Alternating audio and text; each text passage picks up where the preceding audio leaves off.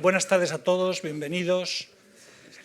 Me alegra mucho que hayáis podido encontrar tiempo en este día 23 de abril, Día del Libro, donde hay unos cuantos actos a la vez en todo Madrid, incluso aquí en la Fundación. Bueno, vamos a hablar esta tarde de política exterior española y vamos a hablar con dos personajes de la política exterior española, dos protagonistas. Ana Palacio, exministra de Asuntos Exteriores, con una larga trayectoria antes y después en el mundo jurídico, en el mundo del derecho internacional y después como conferenciante, profesora en Estados Unidos, con despachos abiertos en Bruselas y en Washington, con una relación muy intensa y una también intensa actividad escribiendo en medios internacionales. Es algo que la verdad siempre le he agradecido a Ana, porque no es habitual que haya muchos autores, comentaristas, analistas españoles que se fajen en el debate internacional.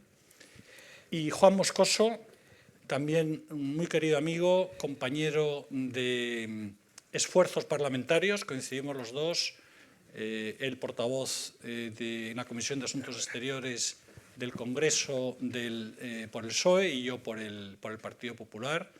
Y he de decir que hemos mantenido una excelente relación personal que siempre tuvimos y que durante esos años también fue en gran medida profesional, porque una de las cosas que hicimos fue conseguir aprobar la famosa Ley de Acción y Servicio Exterior del Estado de 2014, a la cual nos vamos a referir.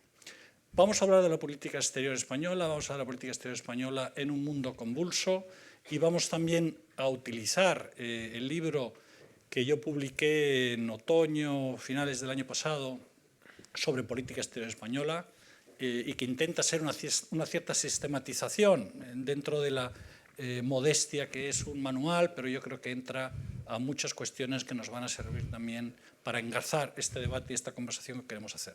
Bueno, el orden va a ser más o menos, aunque sea un poquito inhabitual, pero voy a empezar hablando yo del libro. Después daré entrada a Juan y luego a Ana, cada uno por espacio de unos 15 minutos, no más, para que luego tengamos una conversación entre nosotros, con algunas preguntas que yo iré formulando y luego las preguntas de la audiencia de todos nosotros. Bueno, voy a empezar, porque obviamente en el día de hoy hay que empezar leyendo el Quijote. Y como no habréis podido ir a la lectura que está teniendo lugar, pues me he traído, lógicamente, porque es que además es una definición de la diplomacia absolutamente magistral. O sea que no es muy largo, un poquitín de atención. Es el momento en el cual Don Quijote se quiere enfrentar a un león, que está, el famoso león salvaje, que le abre la puerta el leonero, el que está cuidando, y Don Quijote quiere enfrentarse con él. Abrió de par en par la primera jaula donde estaba, como se ha dicho, el león, el cual pareció de grandeza extraordinaria y de espantable y fea catadura. Lo primero que hizo fue revolverse en la jaula donde venía echado y tender la garra y desperezarse todo. Abrió luego la boca y bostezó muy despacio, y con casi 2 palmos de lengua que sacó fuera, se despolvoreó los ojos y se lavó el rostro. Hecho esto, sacó la cabeza fuera de la jaula y miró a todas partes con los ojos hechos brasas, vista y ademán para poner espanto a la misma temeridad. Solo Don Quijote lo miraba atentamente, deseando que saltase ya del carro y viniese con él a las manos, entre las cuales pensaba hacerle pedazos. Hasta aquí llegó el extremo de su jamás vista locura. Pero el generoso león, más comedido que arrogante, no haciendo caso de niñerías ni de bravatas, después de haber mirado a una y otra parte, como se ha dicho, volvió las espaldas y enseñó sus traseras partes a Don Quijote. Y con gran flema y remanso se volvió a echar en la jaula. Viendo lo cual, Don Quijote mandó al leonero que le diese de palos y le irritase para echarle fuera. «Eso no haré yo», respondió el leonero, «porque si yo le instigo, el primero a quien hará pedazos será a mí mismo. Vuesa merced, señor caballero, se contente con lo hecho, que es todo lo que puede decirse en género de valentía, y no quiera tentar segunda fortuna. El león tiene abierta la puerta, en su mano está salir o no salir, pero pues no ha salido hasta ahora, no saldrá en todo el día. La grandeza del corazón de vuesa merced ya está bien declarada. Ningún bravo peleante, según a mí se me alcanza, está obligado a más que a desafiar a su enemigo y esperarle en campaña, y si el contrario no acude, en él se queda la infamia, y el esperante gana la corona del vencimiento.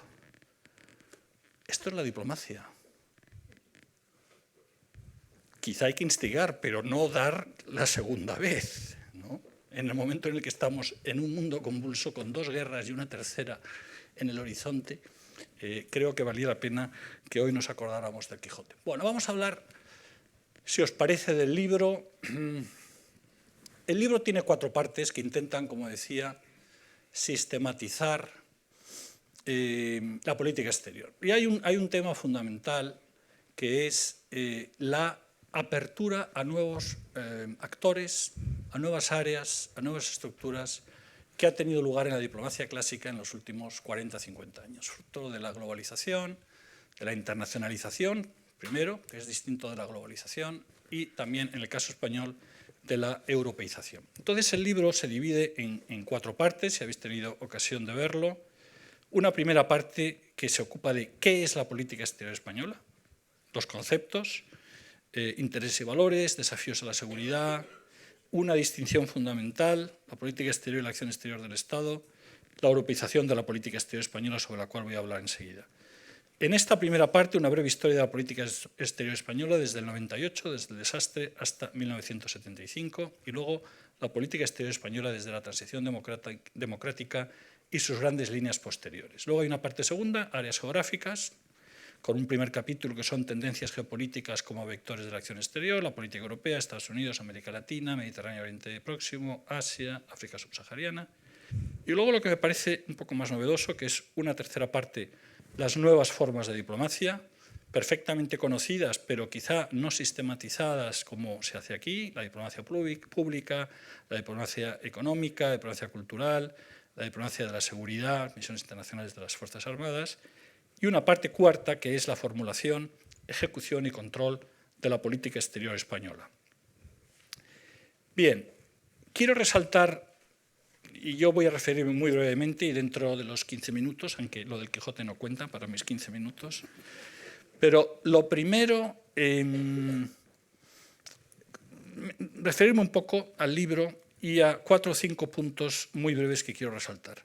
Por un lado, el hecho de que la seguridad es la otra cara de la política exterior de un país. Los intereses que tiene un país están definidos en gran medida por sus intereses de seguridad. Y creo que esto es algo que no siempre se tiene o se es consciente. Quizá en Europa en estos momentos estamos pasando a ese grado de una mayor concienciación de lo que signifique el tema de la seguridad.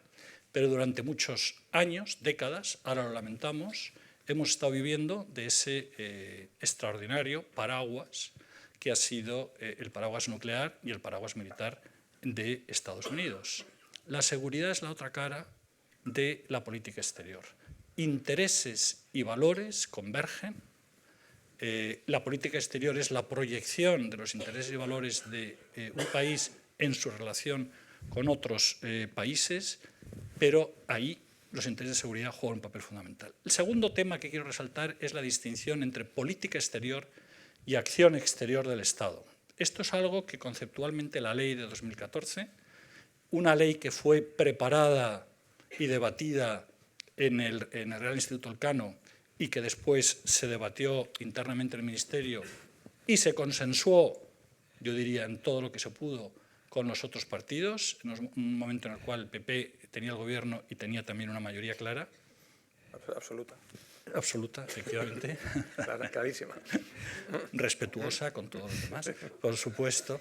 Pues la política exterior y la acción exterior del Estado son 2 cosas distintas. La política exterior sería lo que realiza el gobierno, el Ministerio de Asuntos Exteriores, la diplomacia clásica, digamos, con las embajadas, es decir, lo que está en la Constitución, que es competencia, artículo 97, del gobierno y el ministro y el Ministerio de Asuntos Exteriores. Esto es política exterior.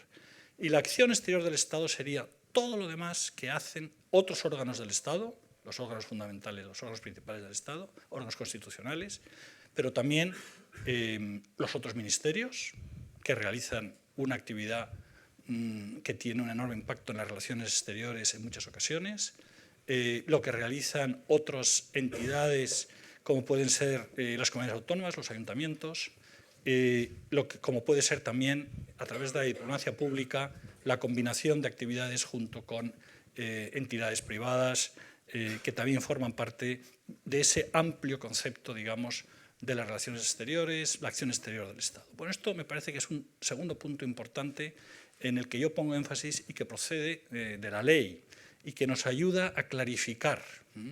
Y, por tanto, el núcleo duro, y cuando hablamos de política exterior, eso es lo que hace el gobierno central.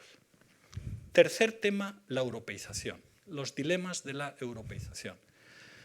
¿Qué es la europeización? Bueno, pues los expertos han dicho que hay como 3 niveles de la europeización en la política exterior. Uno que se llama la europeización vertical descendente, es decir, todo lo que nos viene de Bruselas y nos influye, hablando ahora sobre la política exterior, es decir, cómo se transforma la política exterior de un Estado miembro de la Unión Europea a través de la progresiva creación de una política exterior común y de todas las políticas que llegan de Bruselas.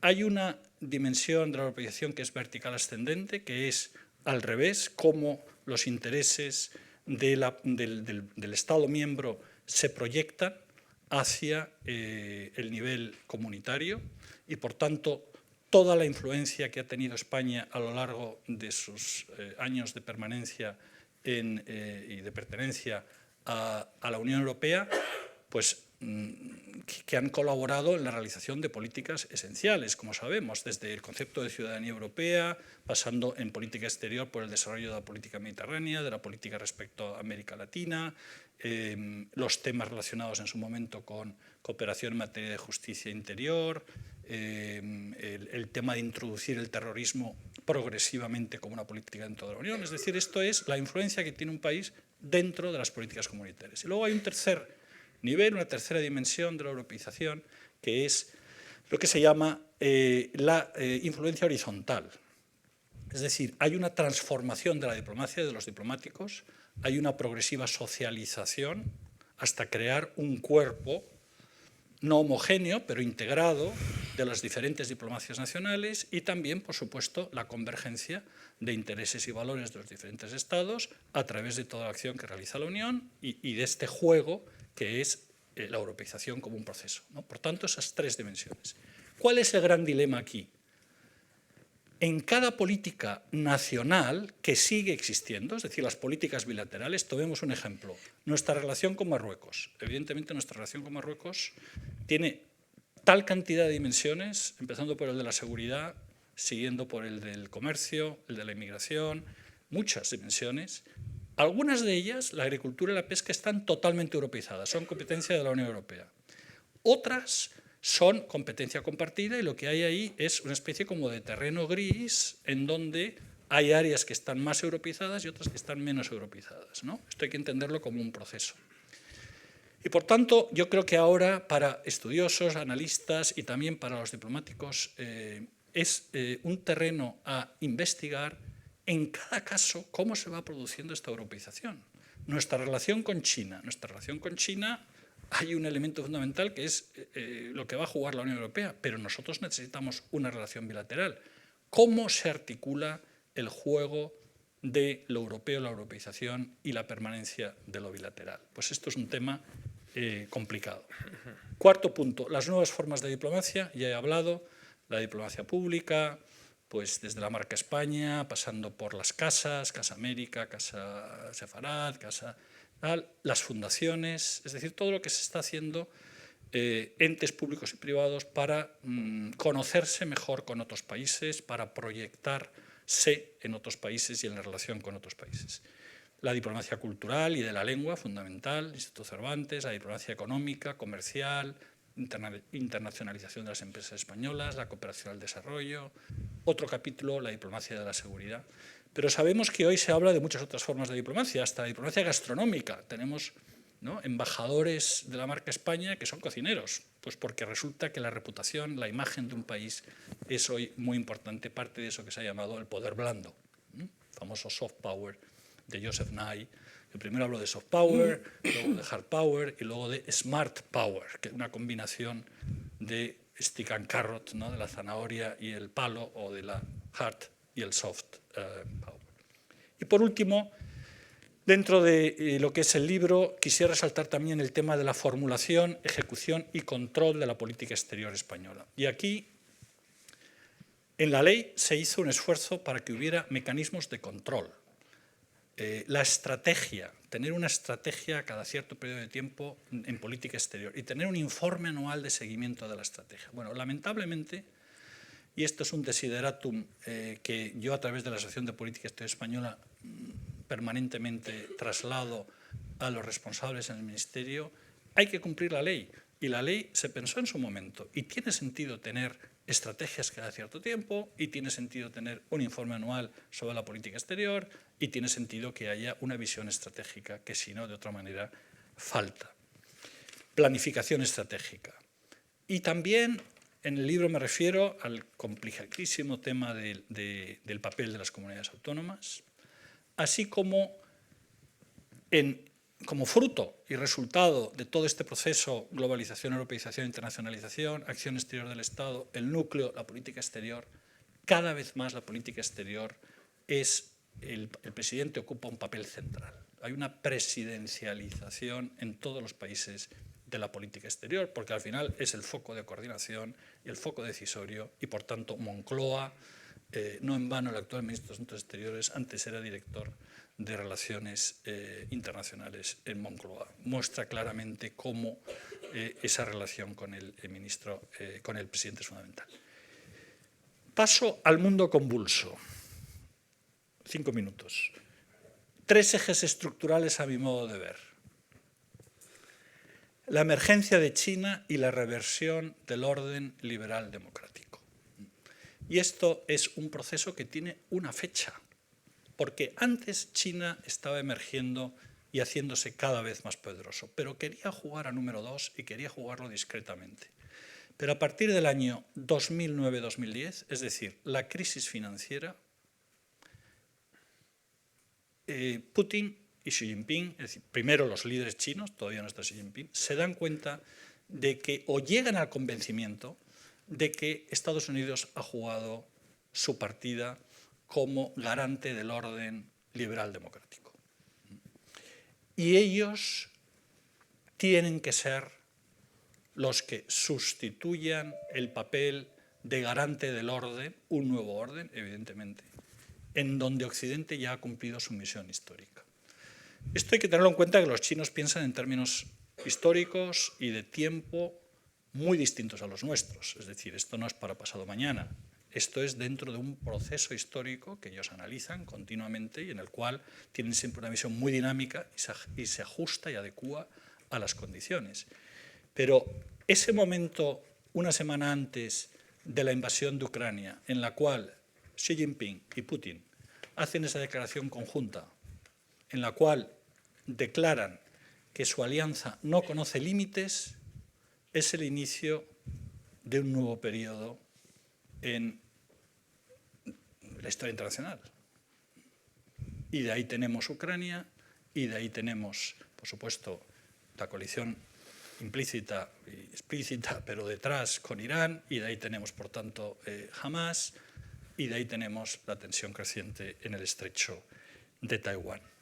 Segundo eje estructural, la transformación tecnológica, obvia, y sobre todo la aplicación de la transformación tecnológica al armamento, inteligencia artificial, pero todos los demás también, computación cuántica, drones, misiles. Ha cambiado totalmente la estructura del armamento y por eso las guerras ahora se juegan de otra manera distinta. Pero en el tema tecnológico, ahí es donde ahora se centra la guerra de competencia entre Estados Unidos y China, y lo vemos desde Trump. Sobre esto Ana seguro que tiene muchas cosas que decir. Tercer punto, un cambio de era desde a mi modo de ver, 2009-2010, con esas tres grandes crisis, la financiera que nos trajo el populismo, y por tanto la crisis y el rechazo anti-establishment dentro de las sociedades occidentales y desde fuera la reacción de Rusia y China de que hay que cambiar el sistema internacional. Pero yo creo que ya antes habíamos tenido un punto de incisión muy importante, de quiebra, que fue la guerra de Irak, que polarizó las sociedades occidentales y hizo perder legitimidad moral a Estados Unidos. Y yo creo que ahí hay un punto importante del declive progresivo. Y por último, ¿hacia dónde va la política exterior española? El tercer aspecto que estamos tratando. Bueno, pues hemos tenido en la política española unos años como de nueva apertura, ¿verdad? La universalización con Suárez, Oreja, se abre la política exterior a todos los países, se fundan esos dos pilares esenciales que son la relación transatlántica, la OTAN y la Unión Europea, que después acabarán consolidándose durante el periodo o llevarán a su consumación durante el periodo de González, y ese punto central en la política exterior, que es el cambio del Partido Socialista tan contrario a la OTAN, y después el referéndum y Felipe poniéndose en primera línea para que España permanezca en la OTAN. Yo creo que eso es un punto esencial. Pero lo que quiero decir es que hay esta universalización, después el periodo Felipe, en donde efectivamente se consolidan estas dos decisiones fundamentales y la apertura, y España empieza a jugar un papel en Europa, en América Latina, en el Mediterráneo, la conferencia del Mediterráneo. Es decir, hay un momento ahí de verdaderamente proyección de lo que puede ser la política exterior. Hay un nuevo momento posterior durante la etapa Aznar, en donde yo creo que hay dos características. Uno, este proyecto muy ambicioso, muy interesante, que es el nuevo atlantismo de Aznar. España puede y debe jugar, eso dice Aznar, una dimensión que pertenece a su historia, que es la relación con las Américas, no solo con América Latina, sino con Estados Unidos. España puede tener una relación privilegiada con Estados Unidos y la intenta jugar, y de hecho la juega hasta el momento en que lamentablemente se produce la invasión fallida, el éxito de la invasión, pero el fracaso de la post-invasión en Irak, y lo que eso significará de Zapatero intentando revertir todas las cosas que había hecho antes Aznar. Y yo creo que desde entonces, desde ese momento fundacional, que son esos tres momentos, Suárez, Oreja, González, Aznar, creo que la política exterior española ha entrado en una fase plató. Por supuesto, Zapatero con su antiamericanismo no ayudó mucho, Rajoy con la crisis financiera tampoco pudo hacer demasiado, y en estos momentos Sánchez con esta decisión novedosa de aceptar la perspectiva de Marruecos en relación al Sáhara. Bueno, esto no son más que preguntas, no me quiero alargar más y doy inmediatamente la palabra a Juan Moscoso para que hable de lo que quiera verdaderamente. Sí, porque muchas gracias, José María. Muchas gracias por invitarme y por contar conmigo para esta presentación, debate. También es un honor estar con Ana, con la querida Ana, la ministra. Coincidimos también en el Congreso, Ana y yo, al principio de mi periplo parlamentario. Y quería hacer una introducción dividida en dos partes. Una breve parte sobre el manual de política exterior, el libro de José María, que creo que es interesante, destacando los elementos que yo considero más importantes y también más necesarios para contestar a la pregunta final que hacía José María en su introducción, es ¿a dónde va la política exterior española? Yo creo que siempre he pensado que en política exterior, como en casi todo, para poder formular y analizar y hacer propuestas razonables y bien fundadas, hay que conocer también de dónde venimos y por qué funcionan algunas cosas.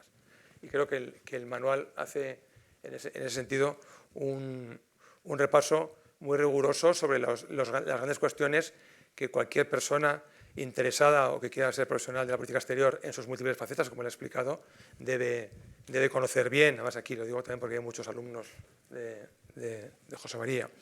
Ahí se trata, que me parece muy interesante, el viejo debate que nosotros los tres estuvimos muchos años en la Comisión de Asuntos Exteriores del Congreso de los Diputados, también en la Unión Europea, ¿no?, y en alguna otra, sobre el grado de consenso que ha habido o no en la historia de la democracia española sobre la política exterior. Y como él ha explicado, pues se suele citar académicamente dos grandes desencuentros que son la excepción a la tendencia. La tendencia, que al final yo coincido con José María, es más plana y está muy europeizada. Incluso para la europeización tengo una metáfora que luego podré comentar. El desencuentro inicial, el primario, fue el ingreso a la OTAN, que como has explicado se resolvió con el cambio de posición del Partido Socialista cuando ganó las elecciones. Yo siempre lo recordaré porque yo la primera vez que voté en mi vida fue ese referéndum. Fui muy ilusionado a votar porque era la primera vez que votaba, en el año 86. Y el segundo gran desencuentro fue la guerra a Irak. Con lo cual, ambos elementos delimitan una fase que, como bien has explicado, se caracteriza por la consolidación de una política exterior moderna basada en el presidencialismo, con dos presidentes, el presidente González y el presidente Aznar. El presidente González, que fue el gran inventor de la política tal y como la entendemos ahora, el modelo de Moncloa, el modelo de los instrumentos complementarios. Hay que recordar que en aquellos años, pues además del ingreso en las comunidades europeas, se produjeron otros muchos eventos de diplomacia pública, las Olimpiadas, la Expo, el salto a América Latina, Iberoamérica de diferentes maneras, utilizando, sí, que también yo creo que es importante en el libro, y José María lo conoce muy bien porque es parte de su cultura y su identidad, los cuadros que existían en el Ministerio de Asuntos Exteriores, que muchos de ellos, como Marcelino Oreja, venían incluso de tiempos anteriores y que fueron los que conformaron la estructura básica de la política exterior en todos esos años difíciles de la transición y hasta el final de sus carreras profesionales. Y muchos pues siguen, por suerte, por aquí entre nosotros, y hemos aprendido muchos de ellos. El mundo convulso. Ahora ya ha pasado la parte que Ana y yo vamos a ver. El mundo convulso en el que vivimos ahora se caracteriza sobre todo por una recuperación o una toma en conciencia de una idea de vulnerabilidad que no existía hace unos años.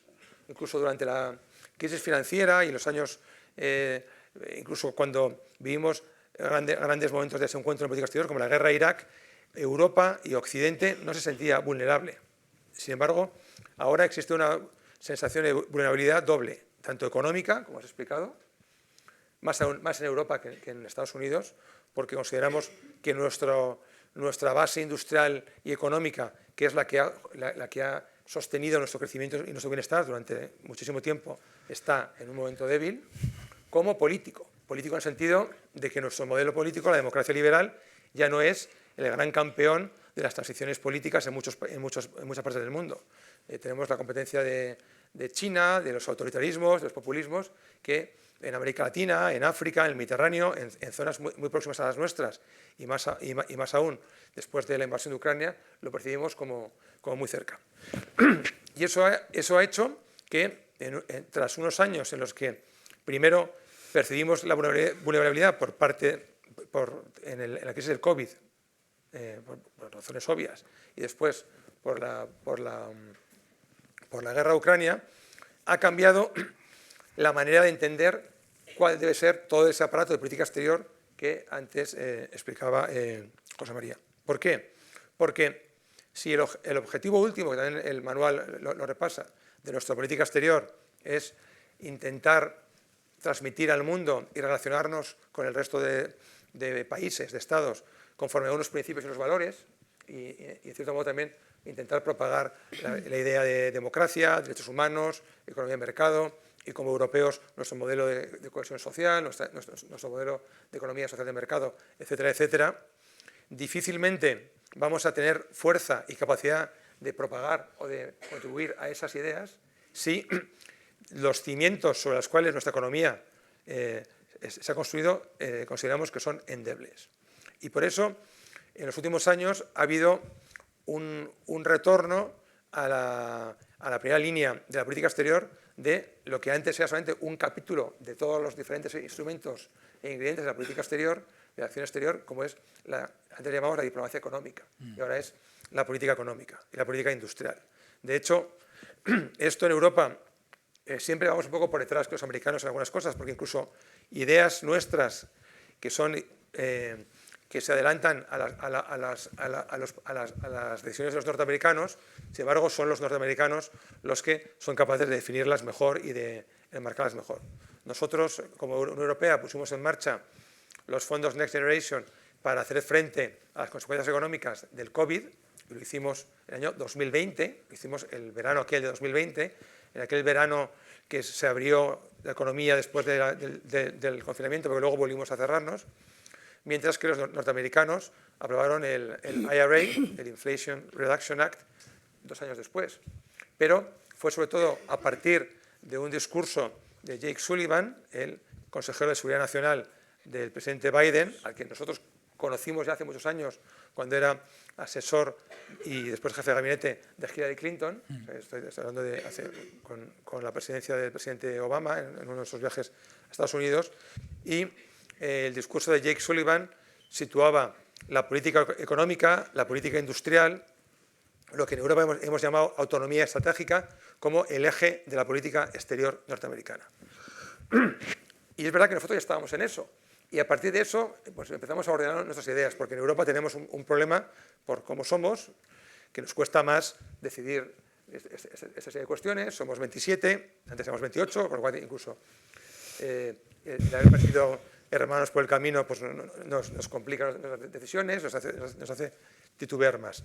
Y eso ha hecho que la política económica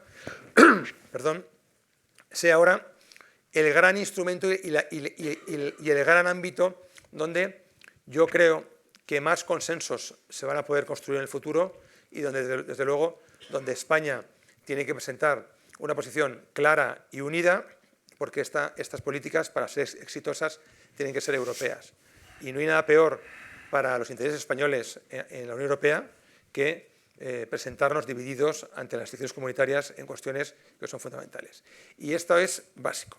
¿Qué quiere decir esta nueva política económica? Por supuesto, voy a hablar mucho más de la política exterior tradicional, de la falta de financiación, que discutimos mucho en la ley, la estrategia, que hemos participado en las diferentes estrategias, de una manera o de otra, directa o indirectamente, incluso de otros instrumentos.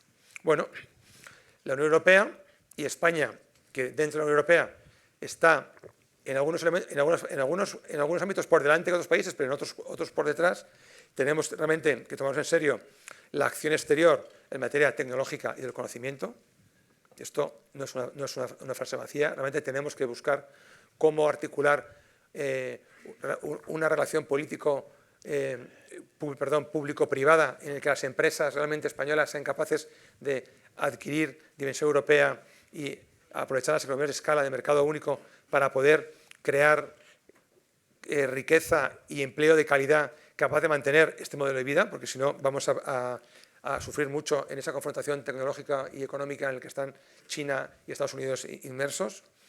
Tenemos que aprovechar también, por ejemplo, España, nuestra capacidad y nuestro conocimiento y nuestras empresas en materia energética, en materia renovable, para liderar los sectores o por lo menos participar en los sectores en los que tenemos todavía capacidad de estar ahí delante. Tecnológicamente, la producción por ejemplo, de turbinas eólicas, de turbinas eléctricas de todo tipo, de paneles solares, la gestión y el control de las materias primas estratégicas. Todo esto está en más de un 70% controlado por empresas chinas y por China.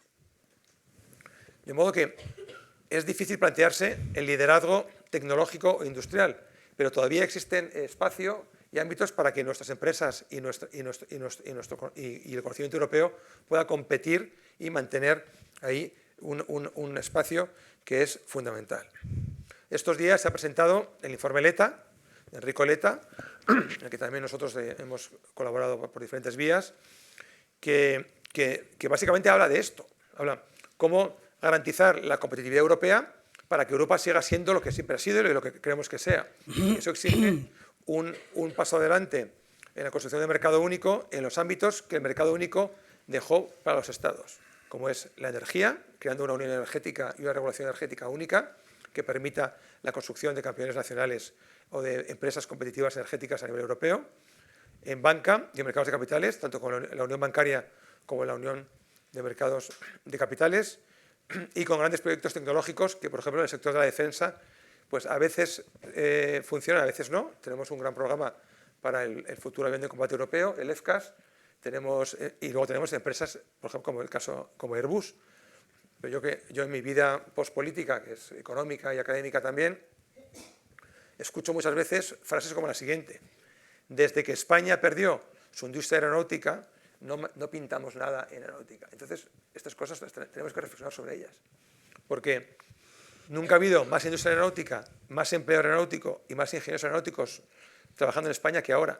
Pero, sin embargo, desde un punto de vista tradicional de soberanía nacional, nos gustaba más tener a casa que tener un 4% de Airbus. Entonces, estos son temas que en Europa todavía no hemos resuelto y que tenemos que resolver porque, si no, pues, sufriremos bastante. Hay otro gran ámbito que es para la cooperación, que es el de la implementación en Europa y en España de los diferentes planes europeos, que hay que ordenar, hay que desburocratizar, hay que hacer más business friendly, y perdona que utilice la palabra en inglés, como el IRA, de esto hemos trabajado mucho este año.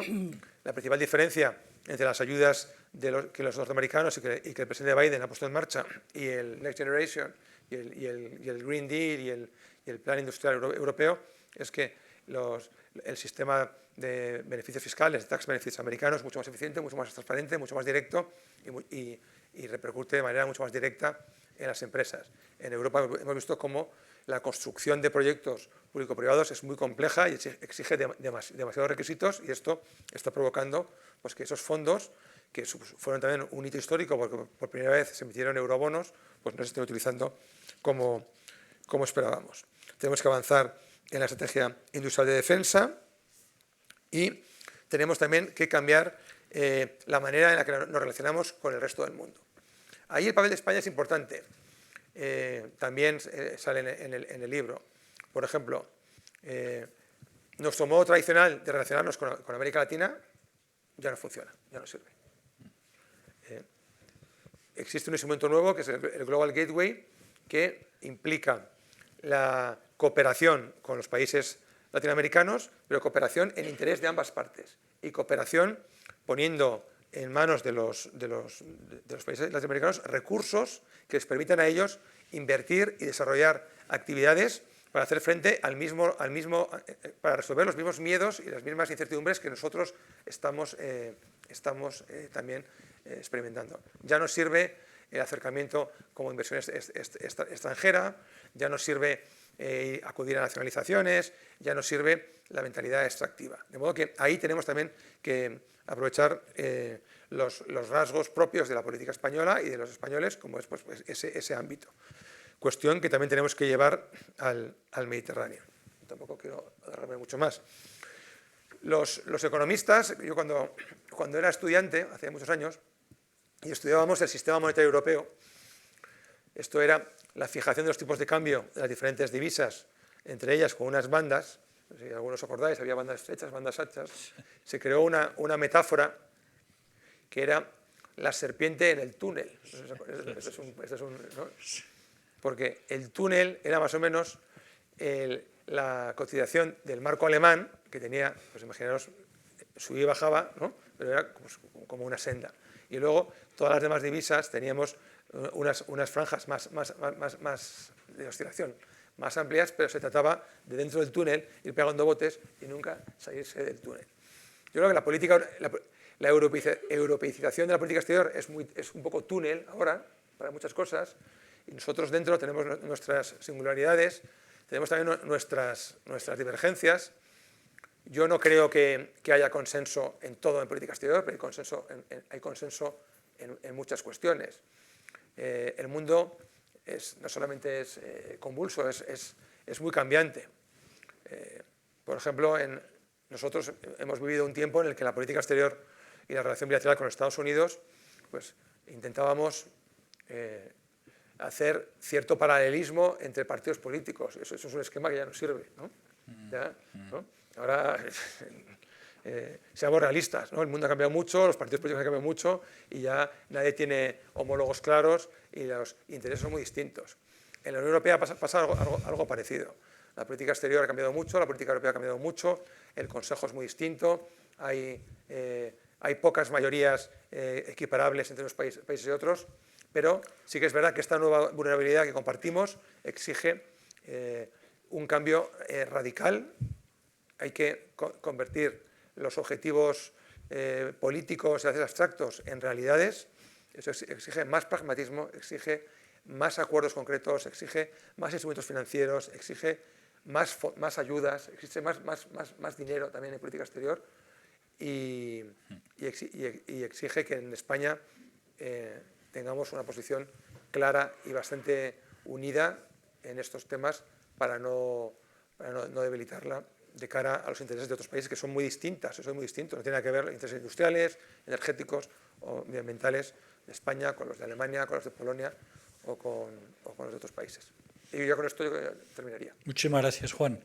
Ana, el toro es tuyo. Pues sí, efectivamente, y lo tengo muy claro.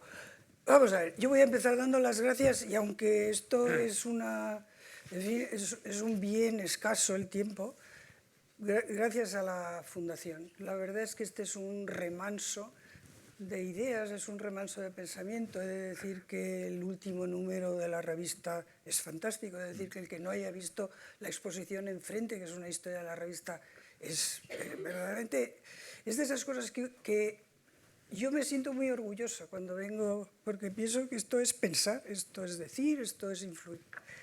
Gracias a José María Beneyto por haberme invitado a esta. En un principio yo creía que era para hablar de política exterior, pero es para hablar de su libro y me parece muy bien. Vamos a ver, vamos a hablar de su libro porque es un libro, por supuesto los que están aquí, que son alumnos suyos, saben que es un libro que no solo para aprobar la asignatura. Tienen examen el jueves, o sea que imagínate. Pero, francamente, aquí el hilo conductor, luego vamos a ver si yo consigo hilvanar unas cuantas cosas, porque he hecho de no preparar ninguna nota. Me lo he pensado, pero no he preparado ninguna nota, porque claro, después de hablando de la tercera es complicado. Pero vamos a ver, este libro es de interés de un público mucho más ancho que lo que son los alumnos de José María Beneyto. ¿Por qué? Pues porque la política exterior ha irrumpido, la geopolítica ha irrumpido en nuestras vidas y ahora tenemos conversaciones en las que se toman posición sobre temas extraordinariamente complejos de política exterior, sobre golpes de emoción. Lo hacemos todos, ojo, lo hacemos todos. Bueno, pues si alguien quiere pasar al pensamiento, digamos que a los argumentos, no tiene más que entrar en este libro y darse cuenta por qué es necesario. No es que la política exterior sea un asunto de especialistas, que también, pero para opinar de política exterior, francamente, hay que conocer algunos datos. Y a mí me parece que este libro está muy bien. Yo voy a destacar algo que no se ha destacado, es que yo creo que este libro hace un repaso de tres aspectos. Lo que es la política exterior, lo que es la proyección de España, que es otra cosa. Realmente la proyección de España es mucho mejor de la que los españoles pensamos. La proyección de España en el mundo, o sea, esa historia de la marca España, a mí francamente me parece que es mucho más que una marca, porque es historia, es geografía, son valores y también por marcar una referencia el estupendo y cortísimo, brevísimo, pero tan estupendo como breve intervención del rey Felipe VI el otro día, anteayer, en la inauguración de una reunión de parlamentos, en donde sacaba que, oiga, la primera referencia a la participación del pueblo es en España, es el rey Alfonso IX en León, en 1127, y esto es algo, es que ahí, por supuesto, los españoles tenemos muchas veces esa inseguridad saliendo al exterior. Bueno, pues no, y esa proyección de España es mucho más que la marca España, que es una imagen, pero es más que una imagen, es fruto de la historia también, que a veces no tenemos bien asumida. Por lo tanto, para hablar de política exterior hoy, nada como tener y repasarse. Los tres ejes esos que destacaba es política exterior, proyección exterior y luego acción exterior, que es extraordinariamente importante, pero que es otra cosa y que son otros actores. Aquí están referenciados académicamente, luego hay que verlos y hay que ver, pues eso, pues determinadas autonomías españolas actuando por el mundo. ¿Están en este modelo? ¿Se ajustan a la ley? Bueno, lo dejamos de lado, pero ahí queda. Vuelvo a decir que si hemos venido a hablar de este libro es porque tiene su razón de ser y tiene una razón de ser mucho más allá del curso. Bien, irrupción de la política en nuestras vidas. Yo creo que los dos habéis hecho referencia a hitos. Bueno, pues yo me voy a permitir tomar ese hito, empezar, hitos. Bueno, pues si queremos entender el mundo de hoy, primer hito, la Carta del Atlántico, 1941, donde ¿qué se diseña? Esa proyección de valores y de intereses de una manera inteligente cuando la guerra para nada estaba claro quién iba a ganar, si iban a ganar a los aliados. Recordemos que es 1941, agosto, no ha entrado Estados Unidos en guerra. Estados Unidos está en uno de esos momentos de repliegue antiguerra, que también es algo que dejo ahí, lo vamos a retomar. Por lo tanto, la Carta del Atlántico. ¿Qué se dice en la Carta del Atlántico? El objetivo es la paz. A la paz se llega por la prosperidad y a la prosperidad por el intercambio. Y ahí tenemos el hilo conductor de lo que han sido todos estos años que la seguridad se daba por supuesta por Estados Unidos. Y está esa idea de la paz a través de la prosperidad. El que no se haya leído la Carta del Atlántico, desde luego tus alumnos, que se la lea porque es uno de esos textos bellísimos. Churchill y Roosevelt. Churchill con una situación complicadísima. Roosevelt también, porque Roosevelt tiene un país que no le entiende y que no le sigue, que tiene que pasar Pearl Harbor para que entre en la guerra. Primer hito que marca. Segundo hito. 1945-1947, Bretton Woods, San Francisco, derechos humanos, que eso es lo que es la armazón de valores que se va a proyectar en el mundo con esa garantía de seguridad. Esto cambia, en fin, ya se veía que iba a venir, que la cosa del tío Stalin no estaba tan clara, pero sabemos que tanto Roosevelt como Trump no tienen claro la evolución que va a tomar la Unión Soviética y que la toma enseguida, entrando, y lo dejo ahí, entrando en lo que hoy ya están, en los países que hoy ya están reintegrados, desde los bálticos que están en la Unión Soviética hasta la creación del Pacto de Varsovia. Hito segundo. Hito tercero. Bueno, yo creo que es verdad, es 1989, es la caída del muro de Berlín. Ahí hay un vuelco. ¿Por qué? Pues porque hasta entonces está la Guerra Fría. Hay muchos hitos. Está la crisis de Cuba, están muchísimos, pero digamos que ahí es donde vuelve a cambiar el mundo, en ese momento del 89. ¿Cuál es la siguiente? Francamente, yo creo que nos estamos pasando una importantísima. 2001, entrada de China en la OMC. Eso es una de las razones por las cuales ha cambiado el mundo. Clarísimo, China entra en la OMC para desarrollarse. China hoy sigue usando los privilegios de ese país. Antes se decía en vías de desarrollo, ahora ya tenemos partenariados. Esto de en vías de desarrollo y desarrollo no son expresiones que están hoy, digamos que sobre la mesa. Pero eso ha cambiado el mundo. Eso ha cambiado el mundo porque eso ha impactado en aquella idea de que a la paz a través de la prosperidad y la prosperidad a través del intercambio, porque se han falseado las reglas de la OMC clarísimamente. 2003. Muy bien, vamos a hablar de Irak, que en última instancia a mí me produce, en fin, es una de las características de España, esa todavía hoy referencia a la guerra de Irak, que tú vas a Dinamarca o o a Holanda, por supuesto, a cualquiera de los países del este, y lo tienen, sobre todo desde la perspectiva de hoy, perfectamente asumida. ¿Qué hay ahí? ¿Cuál es la postura de España? La postura de España es atlantismo, y es apoyar a un aliado en dificultades. España no entra en la fase ofensiva, y aquí hay quien lo sabe perfectamente bien y que podría hablar. No entra en la fase ofensiva y lo que hace es estar con su aliado. ¿Por qué? Pues hombre, porque en esta vida, y hablaremos al final de diplomacia, paga cuando tú estás con tu aliado. ¿Por qué estuvimos con el aliado?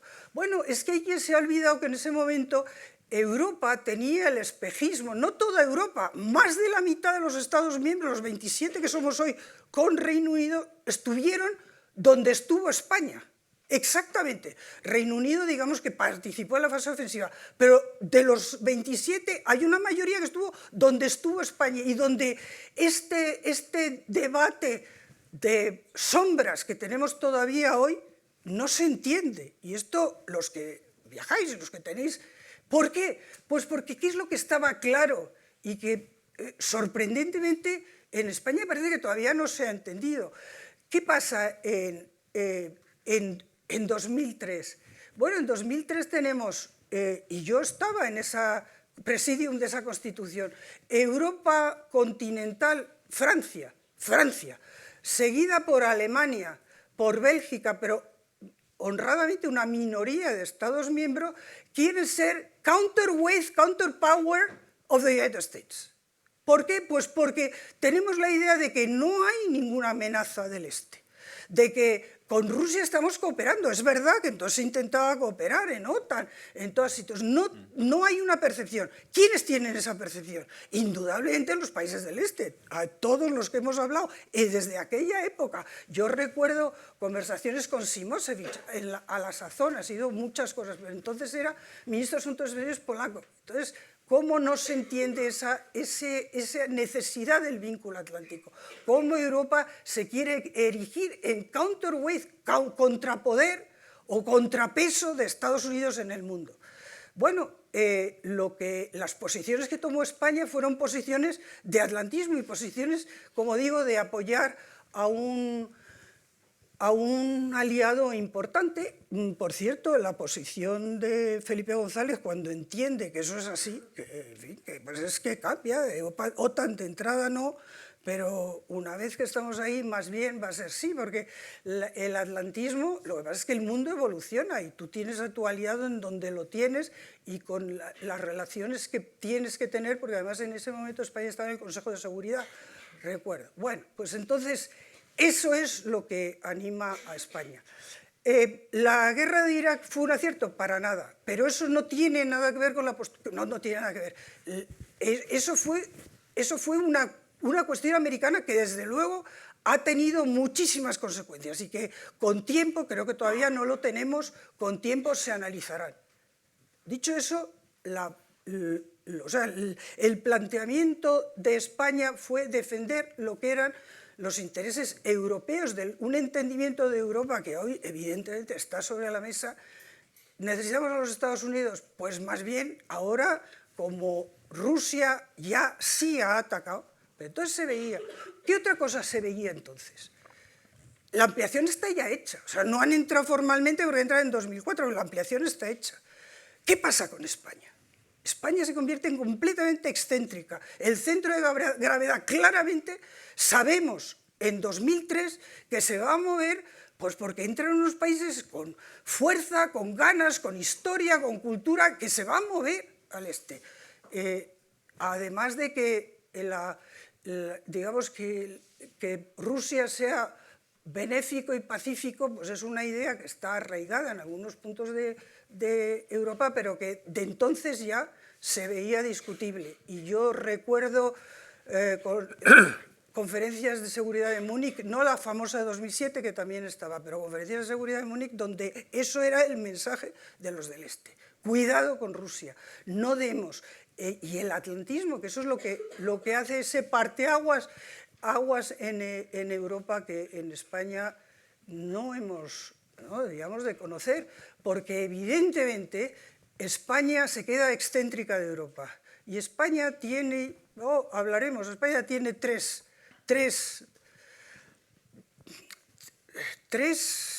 vectores de su política exterior.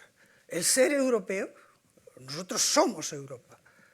Nuestro anclaje en el Mediterráneo, el tercero, que evidentemente espero poder hablar, que es esa vocación ultramarina, pero que es una vocación ultramarina que evidentemente se cuaja en el galeón de Manila y cuaja en la primera mundialización y en la plata de Indias circulando por China, que es lo que hace que China sustituya la moneda de cobre.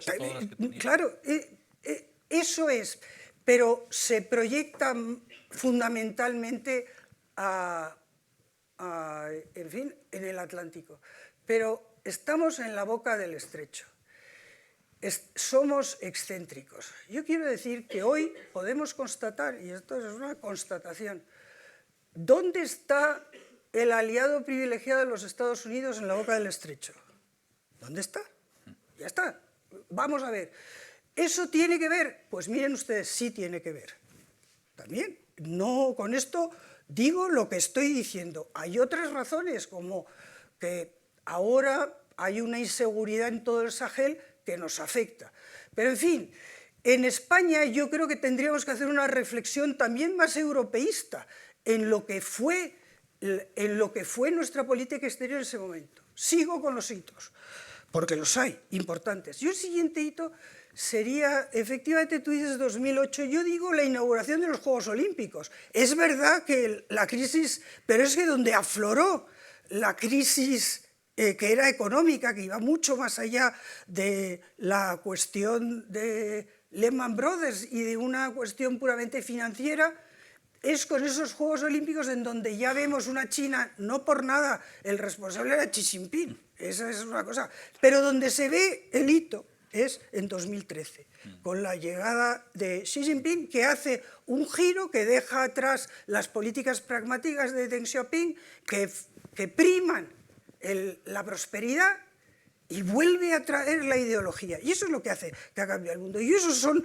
las que ve. Y por supuesto, la invasión total, porque invasión la tuvimos en el 14, pero la invasión total de Ucrania en el 22, que yo recuerdo el día antes que se produjeron los hechos, en el 22 de febrero, hablando con responsables europeos en Kiev, me decían, mira, esto es como las armas de destrucción masiva de Saddam Hussein, esto no va a pasar nada. Era la posición, bueno, no va a pasar nada, ahí lo tenemos. Y vamos a ver ahora cómo reaccionamos. Yo he de decir, por terminar los hitos, que me parece importantísima la unidad que ha habido en Europa frente a lo que es Ucrania, y ahí, pues hombre, hemos tenido digamos que un pequeño OTAN, de una postura primero mucho más tibia y luego entender dónde está digamos, del gobierno de España, dónde están los intereses de España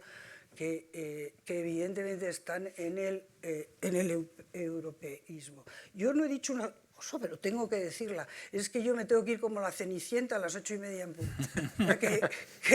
Que voy a intentar los cambios. Bueno, los cambios los han trabajado o los han tratado tanto José María Benito como Juan Moscoso. Yo creo que están ahí.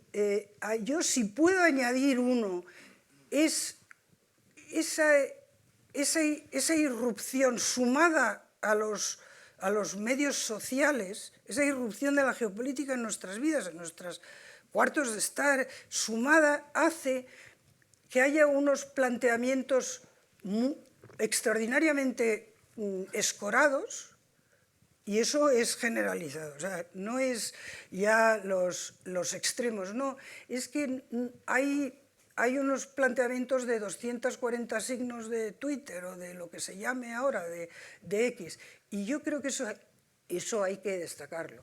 La otra cosa que apunto, hay una cosa que es importantísima, la tecnología hace que hoy la guerra asimétrica diciendo los hutíes con una inversión en drones de poco, pueden causar unos unos daños. O sea, que antes la guerra era digamos que entre entes, de hecho, entes estados. Ahora tenemos no solo estos otros que trata el libro de José María, no solo estos otros actores, que son actores no estatales, sino además que esos actores no estatales han tomado una envergadura que ya no es lo que se llamaba la guerra asimétrica, que puede ser terrorismo, que puede ser... No, es que ahora se plantan como en oposición a formaciones estatales, a ejércitos regulares, a armadas regulares. Y eso es otro cambio fundamental del mundo. Ana, si quieres entramos en la conversación, yo te voy a hacer preguntas ahora. Bueno, pues entonces voy a terminar hablando de la diplomacia. Vamos a ver, yo creo que ¿qué es diplomacia? La diplomacia tiene tres componentes. Primero, respeto de las formas. Es decir, que cuando ahora vemos que se increpan que presidentes de gobierno, no estoy hablando del nuestro, estoy hablando de América Latina, por irme allí, dices, eso no es diplomacia, eso agosta la diplomacia, o sea que son respeto de las formas, lo primero. Lo segundo es saber muy bien cuáles son tus bazas. Tú tienes que jugar evidentemente con valores, pero también tienes que jugar con realistamente dónde está, y evidentemente dónde está el contexto. No puedes hacer diplomacia ficción, porque eso acaba siendo una diplomacia de gestos. Y en diplomacia los gestos no son gratuitos, los gestos son extraordinariamente dañinos para los intereses. Dicho queda ahí elegantísimamente. Tercer punto. La diplomacia es continuidad y consecuencia. Es decir, si tú cambias y ahora vas por aquí y ahora te vas para allá y ahora haces este gesto y ahora haces... ¿Qué pasa? Que no estableces las relaciones en el tiempo. Haces relaciones transaccionales. Aquí te pillo, aquí te mato, hacemos este acuerdo y ahora los dos nos vamos y vamos a ver cómo lo incumplimos porque no nos vincula. La diplomacia son relaciones en el tiempo y nosotros tenemos la suerte de tener verdaderamente lo que es una carrera diplomática de extraordinario valor y que hacen una labor especialmente buena en esa labor de continuidad. Yo he estado, no voy a citar el país, pero yo he estado en una embajada con pocos medios, como son las embajadas de España, con el embajador que fue capaz de en muy poco tiempo, por el interés suyo, digo, el interés que él despertaba, de reunir a todos los embajadores de Iberoamérica, todos vinieron, estuvimos charlando, dices, bueno, esto es lo que hay que hacer también. Al día siguiente yo había tenido unas reuniones, quiero decir que eso es lo que España tiene y lo que España tiene que conservar. Formas, continuidad en el tiempo y una idea muy clara de dónde estamos y lo que somos. Y en ese dónde estamos y lo que somos está también nuestra historia, que ahora se tiende a denostar. Nuestra historia, por supuesto, que tiene sombras. ¿Cuál no tiene? Vista desde los ojos de hoy, con los ojos de hoy. O sea, cualquier página de la historia de España o de cualquier otro país. Pero España es uno de los países sin los cuales no se entiende el mundo. Así de claro. Y por lo tanto, eso también lo tenemos que saber. Y tenemos que tener esa confianza fundamentada, entre otras cosas, en que todavía tenemos un Palacio de Santa Cruz que funciona estupendamente, con grandes servidores del Estado. Muy bien, yo creo que eso lo suscribimos todos los que hemos tenido que ver con las embajadas españolas, los viajes oficiales que hemos hecho, verdaderamente la extraordinaria profesionalidad. Vamos a ver, Ana, muchas gracias. Tú has planteado aquí muchos temas. Queremos hablar en unos minutos, por lo menos, sobre el futuro y sobre la política exterior en estos momentos. Veo también aquí, en fin, y quiero dar las gracias de una manera muy particular, que esté con nosotros a un secretario de Estado que verdaderamente, desde el punto de vista estratégico, hizo mucho por este país desde el ámbito de la cultura, desde el ámbito de la diplomacia cultural y desde el ámbito de nuestras relaciones exteriores, que es Miguel Ángel Cortés. Mi secretario de Estado. ¿Eh? A gran orgullo, mi secretario Tu de Estado. secretario de Estado, efectivamente.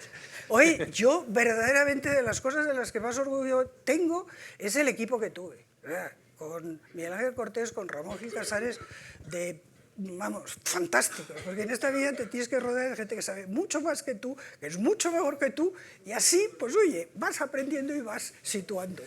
Muy bien. A ver, vamos directos. Juan, el giro de 180 grados en la política respecto a el Sáhara. ¿Esto es pragmatismo? ¿Esto es seguimiento de Estados Unidos y Alemania, que retiró con Merkel el embajador, recordamos, y luego, sin embargo, apoyó la posición marroquí? ¿Esto es intereses migratorios, comerciales, por un lado? Y por otro lado, la posición ahora respecto a Palestina. He de recordar que cuando estábamos nosotros en el Congreso, aprobamos una moción por unanimidad. Una moción por unanimidad a favor del reconocimiento del Estado Palestina, cuya iniciativa provino del entonces ministro de Asuntos Exteriores, José Manuel García Margallo, como recordarás. Es decir, que ha habido un consenso en la política exterior española a favor de eso, solo que en estos momentos, obviamente, es mucho más complicado después de lo que ha ocurrido el 7 de octubre. Sobre esos dos temas. Bueno, sobre el segundo, yo creo que la posición española sigue siendo la de la PNL, esa que hicimos nosotros. También te recuerdo que estaba Trinidad Jiménez, entonces en el grupo parlamentario, era exministra, en la que decíamos con claridad, se aprobó por unanimidad esto en el Parlamento en el año 2014, que se reconocería el Estado de Palestina cuando las circunstancias lo permitieran y de manera conjunta por todos los Estados de la Unión Europea, ¿no? Era más o menos en esos términos. Sí. Es verdad que desde entonces todos conocemos la evolución de la situación. Y respecto a Marruecos, y yo no represento aquí a nadie, quiero decirlo, yo creo que lo que ha ocurrido es una combinación de todo lo que has dicho tú. Es una combinación de pragmatismo, es una combinación de quizá falta de capacidad en algún momento de gestión de los flujos migratorios, ¿no? Es también fruto del acercamiento con Estados Unidos a cambio de otros elementos, en un momento muy complicado de política exterior. Habría que ver ahora, ¿no? ese acercamiento, ¿no? En este momento. Yo creo que Marruecos también está en una posición muy complicada en estos momentos, no tanto respecto a este acuerdo, sino respecto a su relación con Estados Unidos, lo que está ocurriendo en Gaza. Y yo creo que esta cuestión, la del Sáhara, como la de Gibraltar, que no hemos hablado hoy, son los grandes elementos donde es muy importante que haya una posición clara de consenso española, o por lo menos disonante posible. Porque es algo más que una posición de política exterior, es una cuestión histórica, muy vinculada con la realidad nacional, de donde venimos, con nuestra vinculación con el Mediterráneo, con Europa, con países con los que hemos tenido otro tipo de relaciones. Y yo creo que es una asignatura pendiente de la política exterior inmediata, ¿no? Después de los próximos años. Intentar buscar un consenso en ambas cuestiones. Es verdad que la política... A ver, tengo algunas teorías mías, ¿no? La política económica está muy consensuada en España en los últimos años. O sea, uno de los elementos que agudiza la polarización o la guerra cultural, como se dice coloquialmente, es que hay menos debate del que debiera haber en política económica. Entonces, que yo soy economista. Entonces, la política exterior ha recuperado o se ha impregnado del debate de guerra cultural que no tenía en otros tiempos, donde había más debate ideológico en la economía, en la fiscalidad, en las políticas sociales. Ahora hay menos consenso también porque se ha desplazado hacia ahí el debate. Y evidentemente esto no es bueno para estos temas tan delicados. ¿Me dejas una frase? Sí, sí. Por desgracia no hay debate. Por desgracia hay unas posiciones, y esto sí que ¿En economía dices? En términos generales, Yo lo que estoy se diciendo, busca es pues, la oposición sin debate. El que si el grupo, si los madridistas dicen blanco, hay que decir negro. Y los de... Yo no soy futbolera, eso me pierde, pero en fin. Y si los del Athletic dicen que negro, pues hay que decir blanco. Que eso es... necesitamos mucho más diálogo. De hecho, yo he aceptado venir aquí porque este era el planteamiento. Vamos a tener un diálogo. No tiene por qué haber que ser calcadas ni las políticas, ninguna política. Y la política exterior hoy es una de las grandes políticas de presidencia. Pero el tema es que tiene que haber una búsqueda de encuentro, no una búsqueda de desencuentro, que es en donde estamos, lamentablemente. Yo entro en un capítulo del libro, pero efectivamente el debate sobre cuánto política de Estado tiene que ser la política exterior y cuánto tiene que estar abierta a la discusión política. Porque claro, necesitamos un marco que tiene que ser consensuado, básico, que lo tenemos en algunos, desde luego, la relación transatlántica, Europa, la relación con América Latina, incluso Palestina, hemos tenido un consenso. Con el Sáhara lo teníamos también. ¿Me dejas hacer un comentario sobre Palestina y un comentario sobre el Sáhara? A ver, en Palestina esto no es una cosa de 2014, para nada. No. Esto hemos recordado ese hito, esa los hitos. que está bien recordarla, porque en esa PNL lo que se dice son dos cosas muy importantes. Con la Unión Europea, porque eso es lo que realmente manda, y cuando las circunstancias lo indiquen. ¿Cuál es el problema? Vuelvo a decir, España, yo desde luego, cuando estaba en el gobierno y antes, la postura de España es que tiene que haber un Estado palestino. Y eso lo hemos dicho por activa, por pasiva y por perifrástica. Ahora, en estos momentos lanzar esta cuestión, pues, ¿cuáles van a ser las consecuencias? ¿Va a mejorar por hacer esta declaración? ¿Va a mejorar la vida en Gaza? ¿Va a mejorar nuestras relaciones con Estados Unidos? ¿Con Israel? ¿Dónde está el interés? ¿O es solo, en fin, eso es lo que decía antes, de la política de gestos? La política de gestos es muy peligrosa, porque es que los gestos no se los lleva el viento, los gestos tienen consecuencias y se toman. Sobre el Sáhara, vamos a ver, yo el Sáhara es un asunto que he estudiado, y he estudiado desde hace muchísimos años. De hecho, yo creo que me interesó el derecho internacional público, ese área donde la capa de derecho es como el hielo en los ríos, que es muy fina y en algunos sitios metes la pata hasta adentro porque no hay doctrina, está haciéndose con muchísimas dificultades. Yo creo que hay que partir de dos cosas. Una que es vamos a ver, la presencia de Marruecos en el Sáhara Occidental no es una ocupación, desde el punto de vista del derecho internacional público.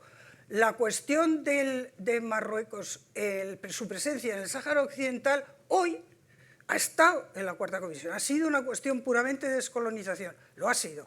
Ahora, desde 2006, o sea que esto no viene de hoy, desde 2006 es una cuestión que forma parte de las tareas del Consejo de Seguridad. Y ahí se reiteran las posturas del Consejo de Seguridad sobre esta cuestión. Yo quiero recordar, entre paréntesis, que yo estaba en el gobierno y España estaba en el Consejo de Seguridad cuando el plan Baker vio la luz. Entonces, este es, digamos, que es otro momento a mí que he conocido. Entonces, ¿cuál es la postura de España? Pues la postura de España es seguir lo que dice Naciones Unidas. Eso es lo que siempre hemos dicho, sin pasarnos, diciendo nosotros por nuestra cuenta, cuando realmente es verdad. Hay dos resoluciones de los años 70 de la Asamblea General, ninguna del Consejo de Seguridad, o sea, que ni se ha aplicado nunca, así como en Gaza o en Cisjordania se ha aplicado el derecho, que hay todo un ámbito de derecho que es el derecho de ocupación en las obligaciones. Eso jamás se ha invocado ni se ha aplicado. Ahora tenemos una cuestión que para nosotros es importante y que deberíamos ver, que son las dos sentencias que va a emitir en muy poco tiempo el Tribunal de Luxemburgo. Y mientras tanto, pues hombre, yo creo que esto es como a las 7:30. Ni pasarse ni quedarse corto. Y también ahí lo dejo, pero tampoco tengo... Está ahí. Ana, te voy a pedir un imposible, que es en 1 minuto, porque vamos a dar enseguida entrada a la y muchísimas Pero ¿tú gracias. crees que quedan ya preguntas? Pues están... Sí, hay un montón de preguntas, ya verás. ¿Sí? Tema Estados Unidos.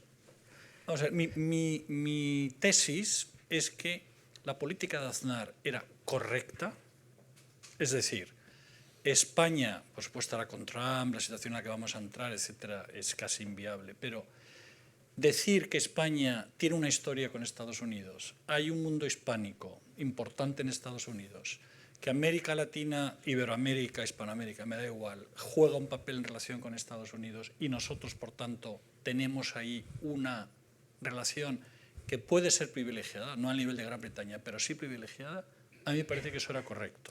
Bueno, y yo eso era de lo que pensaba hablar, pero claro, ha salido en la sombra del tema de Irak y entonces pues hay que decir lo que es, que parece que no... que claro, la postura de España no fue un seguidismo ciego, que no lo tuvimos nunca, ni fue una postura meditada de lo cuáles eran los intereses de España. A ver, en esto, el libro de José María Benito empieza en 1898, que es el momento en que Estados Unidos se hace Estados Unidos. Estados Unidos se lanza a esa idea de Monroe, pero que va más allá, no es la cosa, es de lo que es su ámbito de interés hemisférico. Es el 98. Yo, la política exterior de España la remonto a la creación de la primera Secretaría de Despacho con Felipe V. Y el interés de España, ese interés, porque nosotros tenemos un determinismo, digamos que geográfico, que es el anclaje al Mediterráneo, una vocación de participar en un proyecto común que es Europa. Y luego donde se proyecta realmente... Se proyecta también por los Pirineos, que también es otra cosa que podríamos hablar, que no hemos tenido tiempo, el papel que juega en la historia de España en la cuestión de los Pirineos. Desde luego, la vocación ultramarina de España es el venero donde mejor se refleja el genio español, a ver, tal cual. Y evidentemente que ahí tenemos mucho que hacer. Yo con el Global Gateway no estoy muy de acuerdo contigo, Juan, pero vamos a discutirlo. A mí me parece que el Global Gateway nace de mucho ruido y pocas nueces. Estoy de acuerdo. Bueno, pues entonces... Pero es que no había nada antes. No, pero es que... No, a ver, yo es que creo que es una cosa distinta. Porque nosotros hemos metido en el mismo paquete nuestra relación con América Latina, vamos a ver, o con Iberoamérica. Para en este mundo del multilateralismo, y esto lo estamos viendo ahora, para llegar a masa crítica, América Latina es nuestro primer, como europeos, América Latina. Y es verdad que no había política respecto, había una política ACP, que es África, Caribe, Pacífico, que eran las antiguas colonias de los fundadores. Llegan España y Portugal en el 86 y meten América Latina en el radar. Pero eso siempre ha sido a contrapié y a contrapelo. La realidad es que nosotros, con distinto éxito, pero hemos tenido que arrastrar esa política.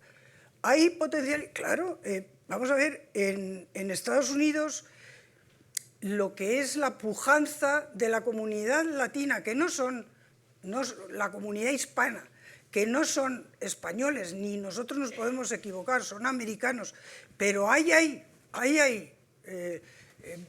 de las políticas de Aznar, y de eso podría hablar muy bien Miguel Ángel Cortés, había esa idea de llevar a Estados Unidos la idea de Your Other European Heritage, una una comunidad pujante, una comunidad que está adquiriendo vitola, que está llegando a los sitios. Pues esa idea de, bueno, y usted tiene un anclaje que existe y que está cultural, con otro venero importante que que viene de Europa y que se explaya en esa cosa fantástica que es Iberoamérica. O sea que por supuesto que sí, y eso tenemos que seguir haciéndolo, aprovechando en lo que podamos el Global Gateway, pero haciéndolo nosotros pesando, convenciendo, buscando alianzas. En algún momento, no es momento de entrar, la tuvimos con Havel, con Václav Havel, en un momento determinado defendiendo derechos humanos en Cuba. Ahí lo dejo también. Eso también se lo conoce muy bien. Interesante. ¿No? Vamos a ver, si te parece, Ana, vamos a recoger dos preguntas, tú te tienes que ir corriendo. Si hubiera interés podemos seguir, si no te importa, una pregunta más, pero si hubiera preguntas con interrogatorio al final, por favor, no largas esto, por favor. Sí, adelante. Sí, muchas gracias por la mesa redonda. Yo, perdón por incidir de nuevo en la particularidad de las relaciones bilaterales con Marruecos. Es verdad que ha habido un consenso, pero Pedro Sánchez ha abandonado esa neutralidad activa que ha existido siempre respecto al Sáhara Occidental y a pesar de que el derecho internacional público no trate como ocupación el Sáhara Occidental, nunca ha habido históricamente Marruecos nunca, el Sáhara nunca ha pertenecido históricamente a Marruecos. Quería preguntarle a usted, Ana, si este sometimiento de Pedro Sánchez a Estados Unidos o a Marruecos, como se quiera ver, ¿cómo deja esto a las perspectivas de futuro de la política exterior española hacia Marruecos? En general, ya no solo con esto. Vamos a recoger otra pregunta. Sí, vale, de acuerdo. ¿Alguna otra pregunta? Allí. Una de Irak, No, por favor. sí, por favor. Tú. En primer lugar, darles las gracias. A mí me gustaría preguntarles, voy a tratar de ser muy rápido, para tratar de estabilizar nuestro pilar, nuestro flanco oriental, pensamos muchas veces en la adhesión, en los Balcanes, etcétera, pero en nuestro flanco sur, por ejemplo, el Sahel, la situación es un avispero y no podemos hablar de adhesión, podemos hablar de tratados, de integrar el mercado interior de alguna forma, pero bueno, la Unión Europea parece que se va retirando y a favor de potencias como Rusia, Turquía, etc. Me gustaría preguntarles su opinión sobre qué retos tenemos en el Sahel, que son muchos, y cómo podemos abordarlos desde España y desde la Unión Europea. Bueno, lo primero, yo les agradezco a los dos las preguntas y son preguntas muy inteligentes y creo que ustedes dos son alumnos, ¿no? Bueno, o sea que muy bien. No, les puedes puntuar un poquito para la nota, un poquito. Son dos preguntas muy buenas. Voy a empezar por la suya. Vamos a ver, primera cuestión. Nosotros ahora somos conscientes de que estamos rodeados de una banda de inestabilidad. La mayor la tenemos abierta en el este, con Ucrania, pero tenemos una banda de estabilidad. Usted ha destacado una cosa que yo quería haber hablado de ella, pero no ha habido tiempo, que es lo fundamental. ¿Cuál es la política del futuro? Ampliación. ¿Qué pasa con España? Que esa posición excéntrica de la que yo he hablado se va a doblar más todavía, con unos estados que entran, que España cuando postulaba a la Unión Europea tenía, que me corrija el economista, por encima del 70% del PIB per cápita de la rica Unión Europea, que es a la que nosotros nos incorporamos. Estos países, ninguno supera el 30%, pero hay algunos que están en el 12% del PIB per cápita de la Unión Europea ampliada, que ya no es tan rica, ni muchísimo menos. O sea que gracias, eso es una de las cosas que como España tenemos que tener en cuenta y que hace todavía más que tengamos que dar vueltas a las cosas y buscar esa continuidad, buscar ese aprovechamiento, porque nuestra posición es complicadísima y ahí entran las cuestiones de seguridad.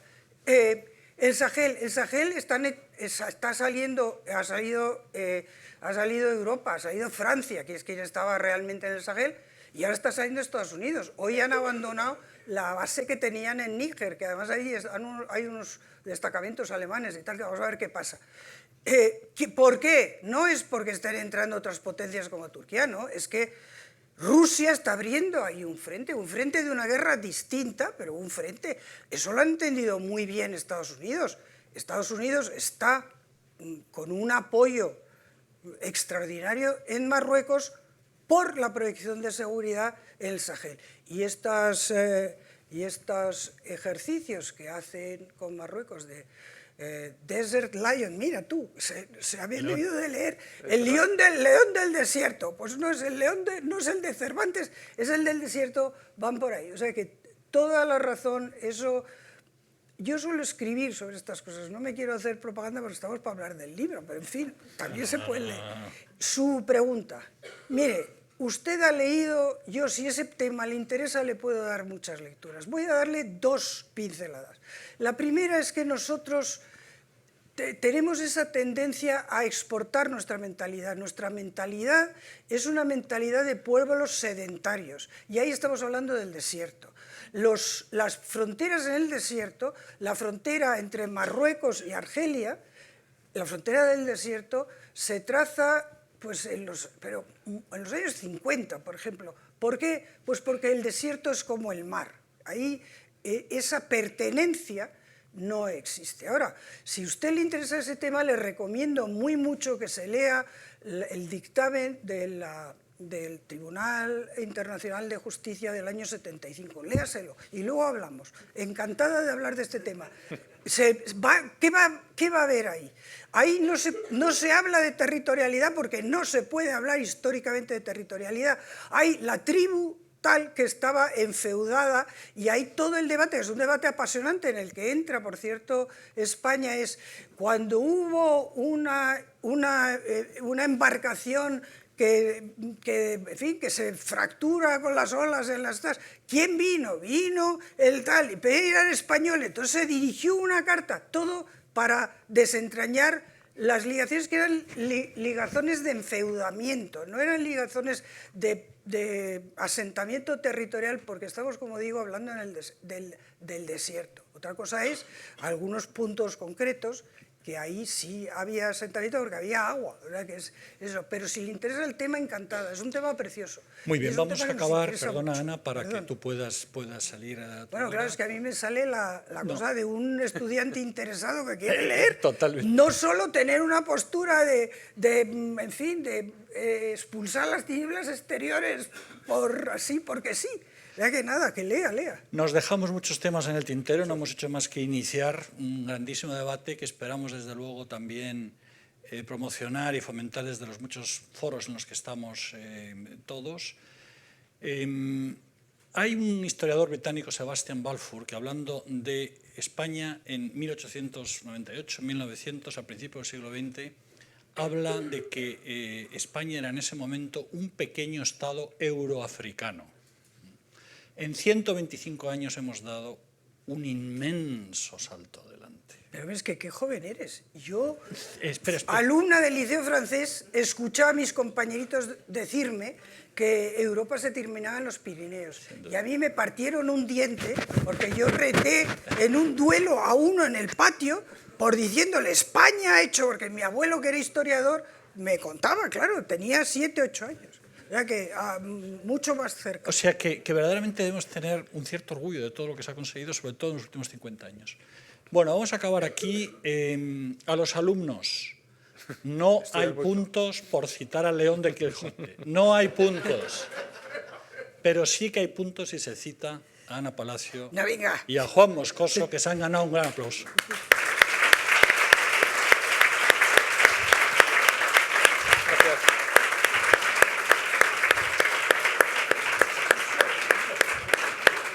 Muchas gracias a todos. Muchas gracias.